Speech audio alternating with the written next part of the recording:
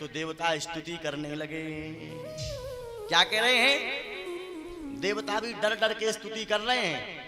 देवताओं को ऐसा लग रहा कि ऐसा नहीं कि कहीं हम स्तुति कर रहे हैं और हिरण्याक्ष अधमरा हो जिंदा हो जाए तो कहीं हमारी फिर से क्लास लग जाए, क्योंकि देवताओं को भी सताता था हिरण्याक्ष। यम योगिनो योग समाधिनो रहो लिंगा दसतो मुमुक्षया तस्यै सदैत्या ऋषभातो मुखम प्रपश्यन् तनुमस सर्जयत।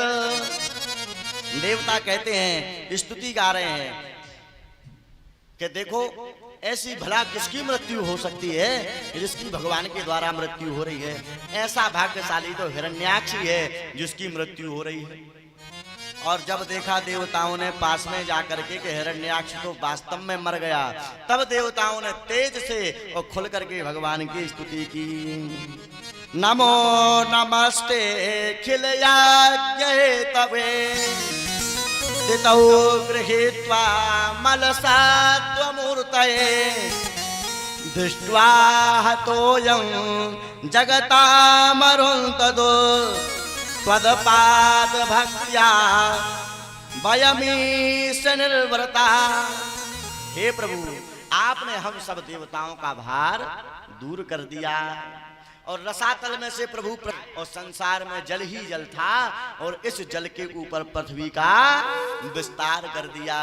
बोलिए पृथ्वी महारानी की। इसलिए जब आप लोग सुबह उठते हो सो करके तो पृथ्वी मैया को प्रणाम करके उठा करो।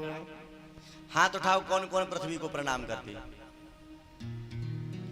कॉल धरे अगर को उन्हें छूटे हाथ उठाए तो सही बताओ, पृथ्वी को प्रणाम कौन कौन करता है? और आप लोग नहीं करते हो, गलत बात है। चलो कोई बात नहीं, लेकिन अब आगे से ध्यान रखना, जो लोग पृथ्वी को प्रणाम करके नहीं उठते हैं उनके ऊपर बड़े दुख आते हैं, उनके ऊपर बड़े संकट आते हैं। और जब आप पृथ्वी को प्रणाम करके उठोगे, हे माता हम आपके पुत्र हैं, हम आपकी पुत्री हैं, आप हमारी माता हो। पुत्र को पुत्र हो सकता नहीं हो सकती। हे पृथ्वी मैया, हम जब दिन में कोई कार्य करें तो हमें हमारे पति को अच्छे मार्ग पर चलाना, गंदे मार्ग पर प्रणाम करने मात्र से आपका जीवन समझ जाएगा। बोलो प्रेम से राधे राधे। अच्छे से बोलो, दोनों हाथ उठा करके राधे। अच्छा, हमारी एक खास बात है, आपको बता दें। हम जब कथा सुनाते हैं तो दक्षिणा लेते हैं। हम फ्री वाले पंडित जी नहीं हैं। हाँ, हम जब कथा सुनाते हैं तो दक्षिणा लेते हैं। और दक्षिणा आपकी पैसों की नहीं चाहिए। दक्षिणा यह है कि जब हम आपसे राधे राधे बोलने को कहें तो दोनों हाथ उठा करके बोला करो राधे राधे। यही हमारी दक्षिणा है। और मनु जी महाराज की महाराज की 5 संतानें हुई हैं। हूति देवहूतिश्च प्रसूति ऋति विश्वता। सब पहले मनु जी महाराज की 3 बेटियां हुई। बड़ी वाली बेटी का नाम आकुति है, मंजली बेटी का नाम देवहूति है और तीसरे नंबर की जो बेटी है उसका नाम है प्रसूति। क्या नाम है? आकुति, देवहूति और प्रसूति। इनके 2 पुत्र हुए हैं। एक का नाम है उत्तानपाद और एक का नाम है प्रियव्रत। क्या नाम है? प्रियव्रत। तो भगवान ब्रह्मा की छाया से कर्दम ऋषि का जन्म हुआ। तो कर्दम ऋषि से देवहूति का विवाह हुआ। किसका विवाह हुआ? आज विवाह करके देवहूति जी को अपने घर ले गए कर्दम जी। सो विवाह की पहली रात्रि है कर्दम और देवहूति की। सो सारे देवता छुप करके देख रहे हैं कि विवाह की पहली रात्रि में कर्दम जी और देवहूति क्या करते हैं। सारे देवता देख रहे हैं छुप करके। और जब देखा तो कर्दम जी तो भगवान का भजन कर रहे हैं और कर्दम जी की ऐसी समाधि लगी कि 42 वर्ष तक कर्दम जी की समाधि लगी रही। कितने वर्ष तक? 42 वर्ष बाद कर्दम जी की आंखें खुली तो देवहूति तो बुढ़ी हो गई थी, बाल उनके सफेद हो गए थे। खुली तो देवहूति को सामने देखा तो करदम जी कहने लगी, देवी जी तुम कौन? देवहूति कहने लगी, महाराज हम ही भूल गए, आज से 42 साल पहले आप हमें विवाह करके लाए थे। बोले तुम अभी तक अपने पिता के घर नहीं गई? बोले महाराज आपने आज्ञा दी नहीं थी तो हम अपने पिता के घर कैसे चले जाते? तो यहाँ क्या करती रही? बोले आप तपस्या में मस्त थे, मेरा मन भगवान के भजन में लगा नहीं, तो मैं तुम्हारे ऊपर सफाई करती रही, नहीं अब तक तो तुम में दीमक लग जाती। और आजकल की कोई माताजी होती तो है 1 घंटा रुकना मुश्किल हो जाता और पिता के घर भाग जाती है, चली जाती। पर देवभूत, हाँ देखो नारियों का धर्म क्या है और नारियों का पुण्य क्या है। पुण्य में और धर्म में अंतर है। कभी धर्म को पुण्य मत समझ लेना और पुण्य को धर्म मत समझ लेना। कि एक ही बचन एक पद ने मां और काय बचन मन पति पद के मां। सती अनसुईया माता जानकी जी को समझा रही हैं कि बेटा तुम 14 वर्ष के वनवास के लिए आई हो, केवल ही अपने पति से प्रेम करना और किसी से प्रेम नहीं करना, पराये पुरुष को तो स्वप्न में भी नहीं देखना। और माताओं का पुण्य क्या है?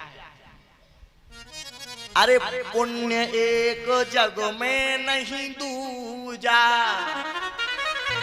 इस बात को हम नहीं कह रहे हैं, नहीं आप सोचो कि पंडित जी कह रहे हैं, नहीं हम बिल्कुल नहीं कह रहे, गोस्वामी तुलसीदास जी कह रहे हैं कि पुण्य एक जग में नहीं दूजा। माताओं का पुण्य है सादर सास ससुर पद पूजा। सादर सास ससुर पद पूजा। जो माताएं अपने सास ससुर के चरण दबाती हैं, उनसे पूछ करके हर कार्य करती हैं, उनके लिए भगवान के बैकुंठ के द्वार खुले होते हैं। और जो माताएं अपने सास ससुर का अपमान करती हैं, उनको नीचा दिखाती हैं, उनसे तेज आवाज में बात करती हैं, उनको झूठा बताती हैं, उनके लिए तो नरक में ऐसी व्यवस्था है कि यमराज के दूत इतनी मार मारते हैं कि मल और मूत्र दोनों एक साथ निकल जाता है। ताली बजाने से काम नहीं चलेगा कि पंडित जी ने अच्छी बात बता दी तो ताली बजा दी। ये बात माननी पड़ेगी आपको। क्या कि पुण्य एक जग में नहीं दूजा। अच्छा आप लोग बोलो जोर से, आप लोग मत बोलना। पुण्य एक जग में नहीं दूजा, बोलो माताएं। सादर सास ससुर पद पूजा। जिनके सास ससुर मर गए होंगे वो तो सोच रहे चलो हम तो निपट गए हैं।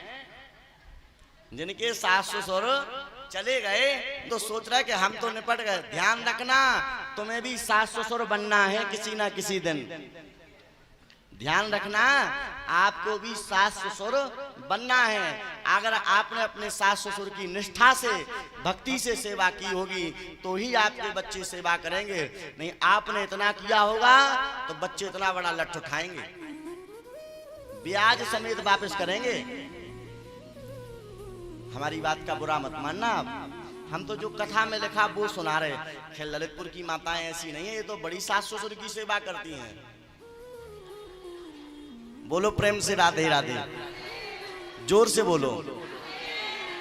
आप लोगों से दुश्मनी थोड़ी लेनी है, आप लोगों को ही तो संख्या ज्यादा है। कल से कौन आएगा कथा सुनने? आप लोगों की तो हम चर्चा ही नहीं कर रहे, बाहर की माताओं की। बोलो प्रेम से राधे राधे।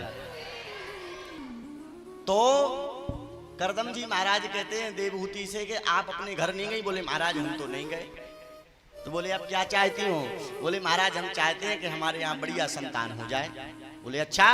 सो करदम जी महाराज ने देवहूति जी का हाथ पकड़ा और एक सरोवर में डुबकी लगाई। सो 20 वर्ष के करदम जी हो गए और 16 वर्ष की देवहूति हो गई। एक विमान बुलाया, उस विमान में बैठ करके 100 वर्षों तक करदम जी महाराज ने भोग किया। तब जाकर के उनके यहाँ प्रथम में 9 कन्याओं का जन्म हुआ। करदम जी के यहाँ 9 बेटी हुई। जैसे ही 9 बेटी हुई सो करदम जी महाराज जाने लगे। सो देवभूति ने चरण पकड़ लिए, महाराज कहाँ जा रहे हैं? हमने तो कहा था पुत्र चाहिए, पुत्री हुई है, इनका विवाह तो करवा जाओ। इनका विवाह करवा जाओ तब आप जाना। सो आज करदम जी महाराज नहीं गए। तब भगवान की कृपा हुई और देवभूति का गर्भ धारण हुआ और देवभूति के यहाँ साक्षात भगवान नारायण के अवतार कपिल भगवान प्रकट हुए। बोलिए कपिल भगवान की जय। और जब कपिल भगवान का प्रकट हुआ तो ब्रह्मा जी दर्शन करने आए। तो ब्रह्मा जी के जो 9 पुत्र थे वह भी साथ में आए। सो करदम जी ने अपनी 9 बेटियों का विवाह उनके साथ कर दिया। मरीचि का विवाह किया कला के साथ। जो मरीच ऋषि थे उनका विवाह किया कला के साथ। हबिरबू का विवाह पुलस्त ऋषि के साथ। ख्याति का विवाह भृगु ऋषि के साथ और अनसुईया का विवाह अत्रि मुनि के साथ। ध्यान दें, ये जो अनसुईया है ये करदम जी की पुत्री हैं। और गति का विवाह पुलह के साथ, अरुंधति का विवाह वशिष्ठ जी के साथ, श्रद्धा का विवाह अंगिरा